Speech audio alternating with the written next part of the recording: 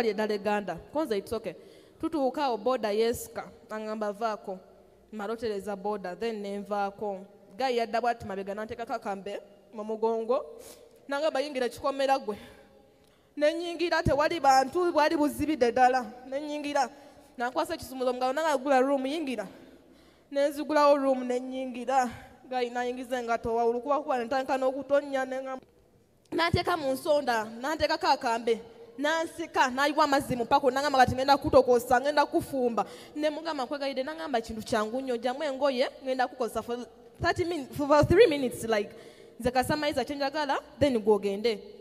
Omuwala awadde obujulizi obutadde ekkanisa ku bunkenke Pastor Wilson Bugembe n'asituka n'asaba ekkanisa Mukama Katonda abaana ab'obuwala bayita mu bintu bingi nnyo era olaba omwana ow'obuwala eyo bambi mulekerawo balowooleza ebimusooka okubeera nga mubalowooleza ekkanisa yonna yonna ebadde ku bunkenke nga naawuno amuli okumpi amubuuza bannange ki ekyaddako yeno emboozi ya mwana muwala eyanyumiza obujulizi mu kkanisa ya Pastor Wilson Bugembe ekyaleetedde Pastor Wilson Bugembe osituka naye abyekwatiremu nga sinabeera nga njikutyako kankusaba subscribe nga ku SMX Media tujja kubeera nga omusinga updates naddala nga zino.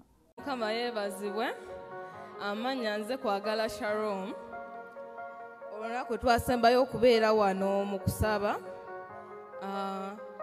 nava wano nengende waka mami nayomba nnyo kuba ye yalowooza oba nva mbasajja nangamba watandika okwetunda bwe bityo then ekiro ekyo nendoota omusajja ngazze waka nga ntuga bubi nnyo emwegayira ne mugaa tonzita nantuga then the next day kumakya zaali ziwaya nga 3 kuba Mukama kolo namusaba mpa omulimu anoonya mulimu njagala kola brother wange nankubira nangamba jangu for interviews ku Summer Gardens then nengendayo nengola interviews nenziyita omukyala nangamba for sure ne baruwa esaba omulimu yo yannema okuwandiika kuba nali nkankana nawandika lines 2 n'omukyala yantuna amaaso nangamba omulimu gutwale ngenda gukuwa ngenda kusasula bulungi ngenda kusuza ngenda kuliisa but omaiwe nali nkomawo nga nyina essanyu kubaga amazima nagenda emukono nga nyina transport antwala naye nga nziza simuyina natambula okuva emukono nali ntuuse enambole nga njiyisizaako katono kuba newe nali simanyiwo nga ntambula butambuzi ntambula mbuuza naye nga ngamba kasi omulimu ngufunye ebisigadde bye bimanyi oba ntambula paka waka nali ntambula nasigazeemu sente zijja kuvaawo wendi paka wano Uganda nensanga omwami wa boda nemuyimiriza nemugamba ngenda Ganda nangamba olina sente meka nga amazima nsigaze nkuminya nangamba ezo tezikutuusa naye nze ngenda kutwala ku bwereere kubanga nze abooluganda temukuba ngalo gayi nantwala ku boda nangamba nze mbeera Kasubi ngenda kutuusa ekawala gutayimuzawo manyiwo paka Ganda konze manyiwo ntwala neyanzizera nali ku boda nga nsinza Mukama naye omusajja twatambula nkwana nkwagadde oli mwana muto biki ebeera abasajja bebakozesa abayaaye nemugamba nze ni muwala mulokole neekuumye ninze mwami Mukama yangamba genda munsanza mu kanisa sigenda genda nawe nangamba nedda tugende wakolabewo nemugamba nedda sigenda kweyonoonesa nze ngenda waka oba oyagala sente nvuga paka waka sente nzikuwe nagaana nangamba sente si kyekikulu nanvuga antuusa gakugutayimuzi waliwo akakuba akambuka nangamba naye kankwambuse wano nziuke ddala wali kukola nsitwalye ddala Uganda konze it's okay tutuuka boda yeska angamba vaako malotereza boda then nenvaako gayi yadda bwati mabega nanteekako akambe mu mugongo nangamba yingira kikomera gwe nenyingira tewali bantu bwali buzibidde ddala nenyingira nakwasa ekisumuzo mugalo nangagula room yingira nenzigulawo room nenyingira gayi nayingiza engato wawulu kuba nentandika n'okutonnya nengamba Mukama wandese mukufa omulimu gwatuuseeko lwakufa ngenda kufa kati omwami nanga tondeekanira nze ndi mulokole ffe tulabye ebizibu ebisinga ku ebyo by'oleekaana nze tolina ky'oŋŋamba twabeerawo ne tunyumya naye nga gayayogera emboozi ezitakwatagana nga nyumiza mukazi wa nyumiza talina mukazi akyusakyusa ebigambo zawe yasaawa nnya ne mugamba manye kangende waka nsange mama gakuddamu ayombe kuba buli we buziba nga siri waka alowooza birala gayi n'agaana bwe nasituka njagala okozesa foosi n'endeekaana omusajja yantuga nga bwe nakiraba mu kirooto nantuga nemwegayirira nangamba ni bw'oleekaanira mbu nkukwata kuba nali tandise okuba enduulu nangamba nakuteko nanteeka mu nsonda nanteekako akambe nansika nayiwa amazzi mu pako nangamba kati ngenda kutokosa ngenda kufumba ne mugamba nkwegayirire nangamba ekintu kyangu nnyo jjamu engoye ngenda kukozesa for 3 minutes like nze kasamayiza kyenjagala then gwogende ne mugamba nkwegayiridde neekuumye tonyonoonesa nangamba weekuumye abawala abalungi gye muli e Kampala kale jjamu empola bansaala sigenda kulumya mugamba nsaasira nsonyiwa nakaba okuva ku ssaawa 4 paka ssaawa 6 nga ndi ku mavivi mwegayiridde nga gaya paka etokota nangamba ddamu oyogere kimu ku maama wo nze nkusira amazzi n'agakwata mu mukono nangamba ekintu kyangu nnyo jjamu engoye nalinamu eno dress nga bondaba bwe nyambadde bwe nali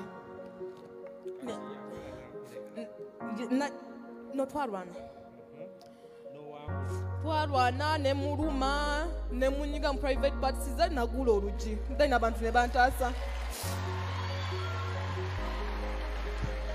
Amina mukama yakutaasa kyekisinga obukulu naye malayo okubuliza kati aŋŋamba yasooka nangamba jjamu empale ne kati nze nendaba ekintaasa seŋŋamba ngaakola kyayagala n'asembera gye ndi nsobola okubaako kyenkola okwetaasa then nenzijjamu empale gali n'asembera bw'ati ku buliri awo waliwo receipts nga waliwo ne pen bwe yasembera bw'ati okuneebakako nensika pen nenjimufumita wano mbulago nemuyitamu omusanyi ne gufuumuuka naye nga gayalinga ngaali lunyiddwako emizimu nga nanduka nangamba oyagala kunzitira mu nnyumba yange gwe like ngaakozesa ekigambo oli malaaya ngaakozesa malaaya nangamba oyagala kunzita lwaki okola ebintu by'emisege nantuga nnyo ne mugamba nsaasira sirina bwendi ni munaku nnyo nsaasi nga njogera ebigambo nkwatibwa kisa naye omusayi gufuumuuka nga gwa nkoko gye basaze naye nga tanta nanyweza nantuga nnyo kati awo amagezi bwe ganzijira kuba nayita nga yesu nsaasira nkole ntyo omusajja nsinza amaanyi nga peni nagimufumise naye nga tanta then ne mkwata private parts nangamba ofiira bwererezo ne bozikutulako fe twaguma dda namunyiga naye nga tanta nangamba wonewo okutulawo nzawo nakolawo era nga tanta nga nyiga nenkaba kubanga nze nalaba wali weakness y'omusajja naye nga munyiga ng'ate tanta nga naye nga mpogana banayiba bali wabweru bakoona luggi bali mu luwangulamu naye nga gayi tanta kati nangamba ekintu kyangu nze yadde nyina peni mbulaga ateera onyiga kola kyenjagala nkute najja like to kiss me we nalumira omumwa nenguluma ne guvaako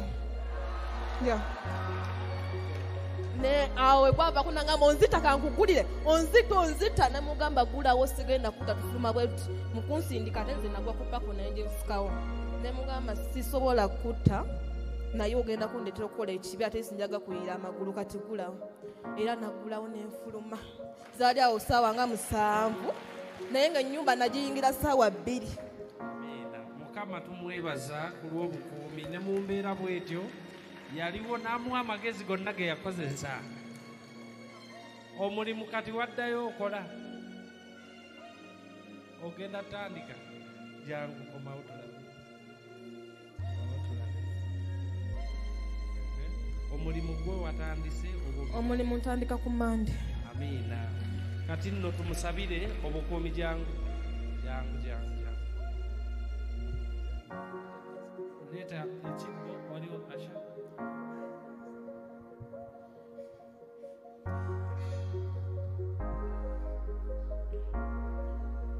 Let us bless this girl with a seed right now. Everybody get a seed. Uncle Franco, we landed to make Mr. Luanga. Let's bless her. taliddamu kutambuza bigere.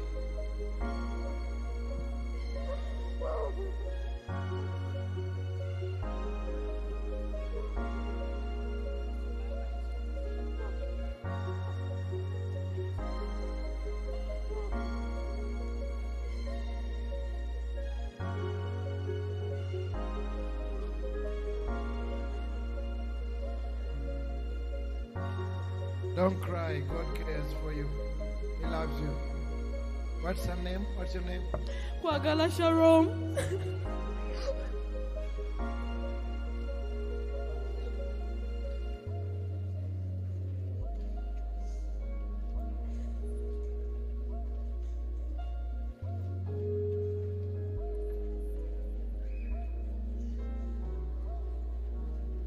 Thank you, church, for your generosity.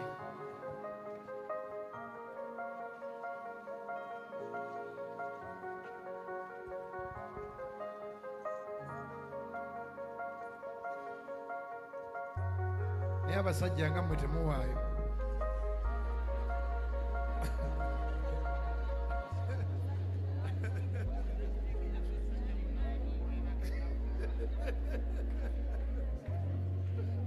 Mwami Matovu agambye musajja munaffe tumuwulirako ennaku. Abakyala be bategeera embeera. Oba nfunyeyo ku basajja at least.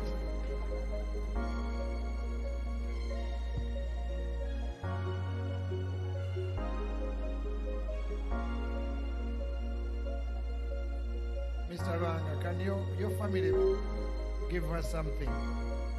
Like what's on your heart?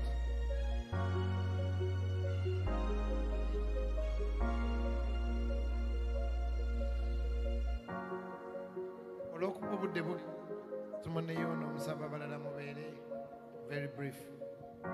I hope we get to know how much you are able to give her today. Refuel wave 2, your life will never be the same again. Let's stretch hands. Father God, thank you for Shalom. Here comes wave 2 of a refuel. Let it be her season. You will refuel her. She will drive on those roads. She will testify. She will be a great woman of God. In Jesus' name we pray. Amen. Now, Shalom. So Mr. Matovu and Mrs. Matovu, please stand up. Can you be big sister, big brother to her? Can you do that? Please come and pick her and show her to me after 1 year. Please go. That's your new family. You will never walk alone. You never travel alone. You will never cry alone. You will never. So Mr. Matovu and Mrs. Matovu, please you come and pick her as your own daughter now. Okolachi, also, which class? Wasoma paka senior 4. Pastor Ben, somebody will come back class.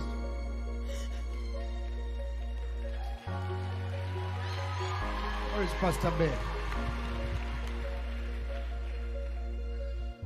Can you take her back to school? She want to go back to school.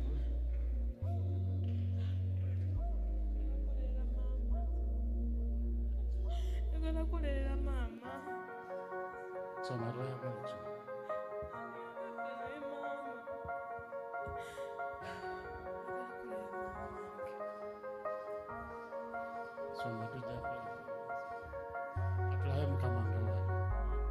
So now you have a family and they will watch over you for the rest of your life. Come on, people.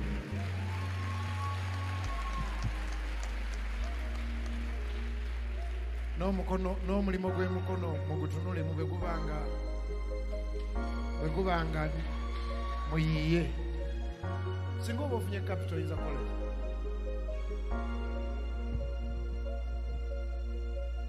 Simanyi egange mukwasa Mukama n'asooka mubuuza.